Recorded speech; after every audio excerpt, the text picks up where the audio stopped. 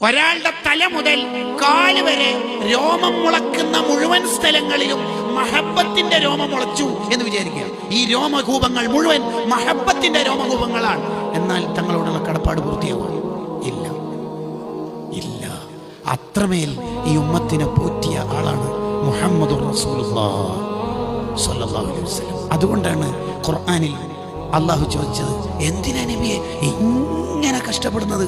ഉമ്മത്ത് നന്നാവണം, ഉമ്മത്ത് സ്വർഗത്തിലെത്തണം എന്ന് കരുതിയിട്ട് എത്രയാ തങ്ങൾ കഷ്ടപ്പെടുന്നത്, എത്രയാ ഉറക്കൊഴിഞ്ഞത്, എത്ര കാല് നീര് കെട്ടുന്നത് വരെയാ നിസ്കരിച്ചത്, എത്രയാ ഏറുകൊണ്ടത്, എത്രയാ ചീത്ത കേൾക്കേണ്ടി വന്നത്, എത്ര അക്രമങ്ങളാ ഏറ്റുവാങ്ങിയത്.